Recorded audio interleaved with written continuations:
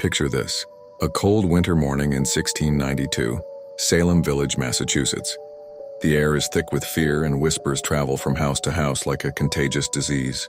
Something dark is brewing in this small Puritan community. Something that would stain American history forever. It began innocently enough. Two young girls, Abigail Williams and Betty Paris, started having strange fits. They would scream without reason, contort their bodies in impossible ways, and speak in tongues. In today's world, we might look for medical or psychological explanations, but in 1692, there was only one answer that made sense to them: witchcraft. The panic spread like wildfire. Soon, other girls began showing similar symptoms. But here's where the story takes its darkest turn. People started pointing fingers. First at Tituba, a Caribbean slave, then at Sarah Good, a homeless beggar, and Sarah Osborne, an elderly woman who rarely attended church. But it didn't stop there.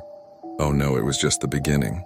What makes this chapter of history so chilling isn't just the accusations. It's how the community responded. Respected judges and clergymen, educated men who should have known better, validated these claims. They accepted spectral evidence and testimony about dreams and visions as proof in court. Imagine being convicted because someone claimed your spirit had haunted them in a dream. The madness snowballed. People began accusing their neighbors to avoid being accused themselves. Children testified against parents, husbands against wives. The very fabric of society began to unravel. By the time it was over, 19 people had been hanged, one man was pressed to death with heavy stones, and more than 200 were accused.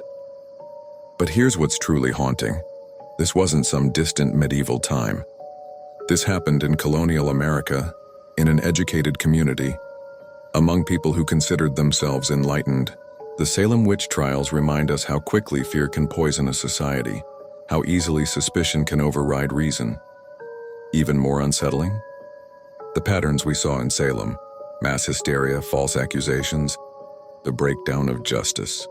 We've seen them repeat throughout history. McCarthyism, Japanese internment camps, modern-day witch hunts. Different contexts, same human fears. Today, Salem stands as a warning.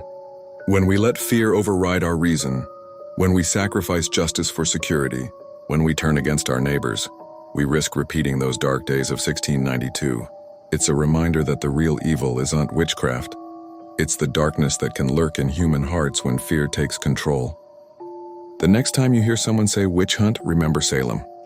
Remember how a community destroyed itself from within, because sometimes the monsters we need to fear aren't the ones hiding in the shadows.